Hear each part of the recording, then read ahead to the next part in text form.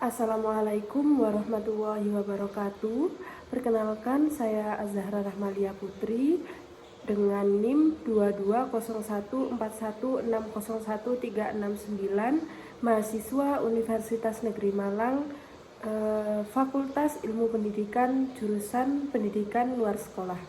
Dalam video ini saya akan membahas tentang filsafat pendidikan, yaitu yang pertama ada pengertian filsafat, pendapat para ahli tentang filsafat, dan yang terakhir ada cabang-cabang filsafat. Filsafat adalah induk atau ratu ilmu pengetahuan. Pemikiran filsafat bermula dari munculnya kesadaran manusia akan potensi akal budinya. Munculnya perkembangan dalam kesadaran rasional atau filsafat dimulai dari tahun 1200 sebelum Masehi di Tiongkok, kemudian juga di India dan di Yunani. Namun dalam berbagai literatur, latar belakang pemikiran filsafat selalu mengacu ke Yunani kuno. Selain pada masa Yunani kuno, di berbagai kawasan sudah terdapat peradaban-peradaban yang lebih tua yang sudah berusia ribuan tahun seperti yang dijumpai di Assyria, Babilonia, Persia, dan Mesir.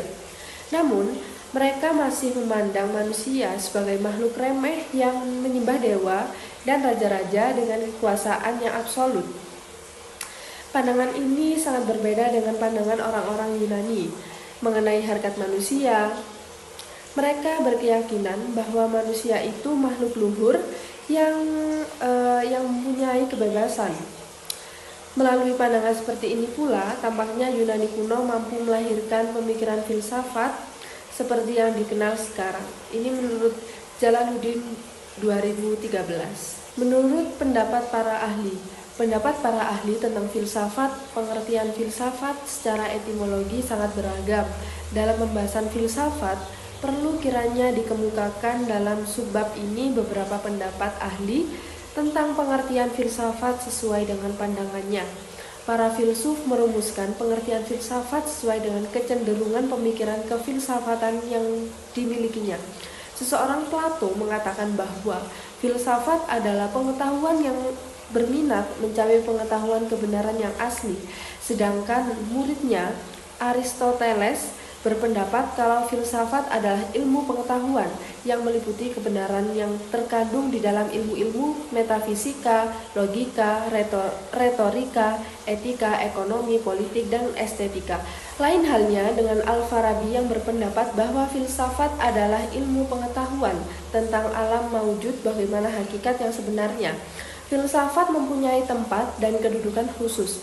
Filsafat tidak hanya terdapat pada salah satu bidang atau lapisan kenyataan, melainkan menurut Hasbulla Bakri, ilmu filsafat adalah ilmu yang menyelidiki segala sesuatu dengan mendalam mengenai ketuhanan, meliputi semua dimensi yang diteliti ilmu-ilmu lainnya. Filsafat bersifat total. Filsafat dipelajari menurut dan sebab-sebab yang mendasar, yaitu yang menjadi objek formalnya. Selanjutnya ada cabang filsafat yang berkembang atau bertambah sebagai berikut, yaitu yang pertama ada epistemologi atau yang disebut filsafat pengetahuan, yang kedua etika atau filsafat moral, yang ketiga ada estetika atau filsafat seni, yang keempat metafisika, yang kelima politik atau filsafat pemerintahan, yang keenam agama, yang ketujuh ilmu, yang kedelapan pendidikan, yang kesembilan hukum, dan yang kesepuluh sejarah dan filsafat matematika. Para ahli filsafat memberikan berbagai pengertian tentang cabang-cabang filsafat. Cabang-cabang filsafat dapat dibagi menjadi 6 kelompok, yaitu yang pertama ada filsafat metafisis, yang kedua ada filsafat epistemologis, yang ketiga ada filsafat metodologis, yang keempat ada filsafat logika, yang kelima filsafat etis, dan yang keenam yaitu filsafat estetis. Filsafat metafisis adalah filsafat yang sangat luas karena keberadaannya meliputi semua hal yang ada dalam alam semesta. Bagi Aristoteles, istilah metafisika berarti filsafat pertama, yaitu pembicaraan tentang prinsip-prinsip yang paling universal. Istilah tersebut mempunyai arti sesuatu yang di luar kebiasaan. Filsafat metodologis adalah membahas tentang persoalan, tentang konsep, metode, baik metode pada umumnya atau metode filsafat maupun metode ilmu. Para filsuf dari zaman modern dewasa ini telah disibukkan oleh persoalan metodologis. Demikian pula dengan para ilmuwan yang berusaha menemukan metode-metode ilmu dalam kegiatan penelitiannya. Yang selanjutnya ada filsafat logika, adalah sebagai sesuatu pencarian mengenai prinsip-prinsip, sehingga dapat mempelajari logika. Seseorang dapat membedakan antara penalaran yang benar dan yang tidak benar. Filsafat etis dalam arti yang luas, etika adalah pengkajian soal moralitas.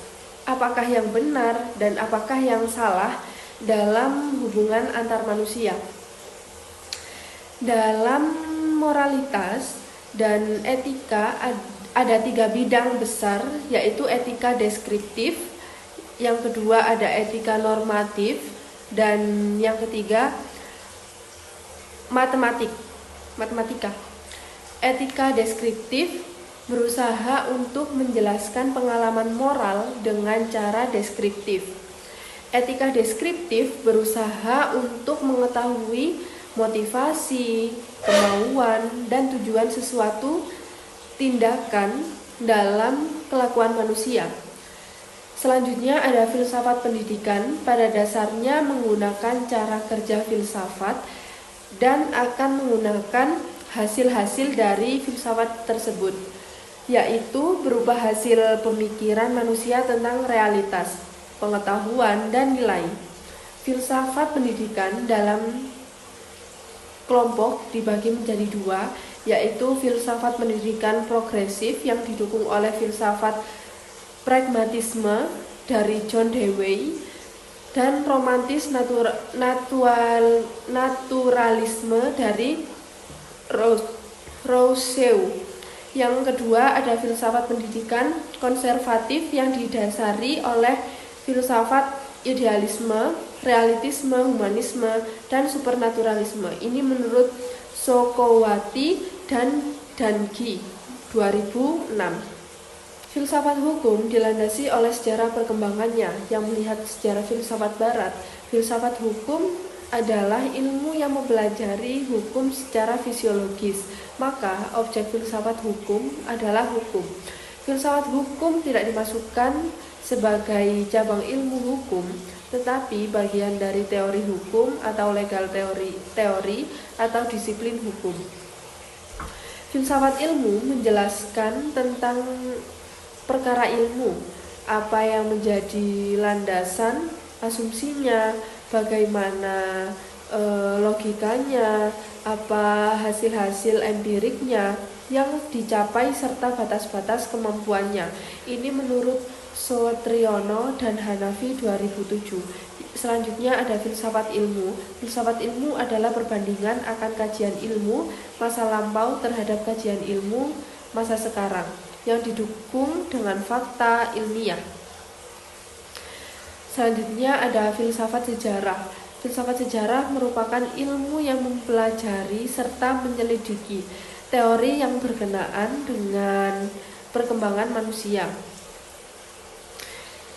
Sebagai makhluk sosial, pemikiran yang digunakan filsafat bagi perenungan sejarah adalah konsepsi sederhana atau yang disebut ratio.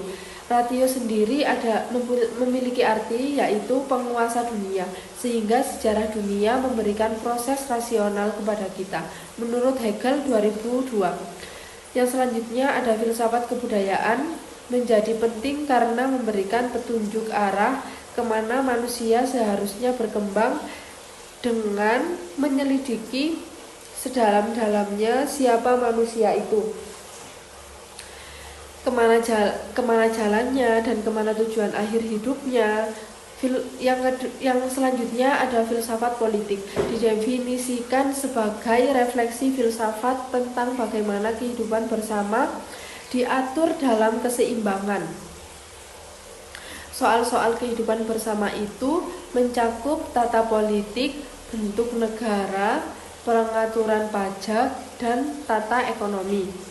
Filsafat agama adalah filsafat yang membuat agama menjadi objek pemikiran.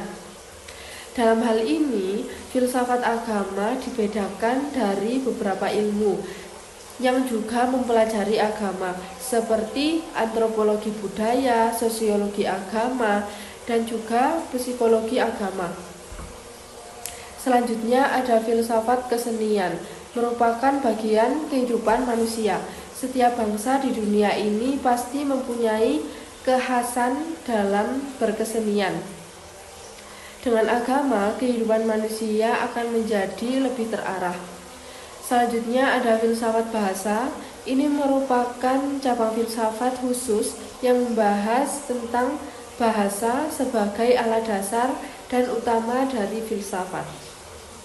Segitu dulu untuk video kali ini, semoga bermanfaat.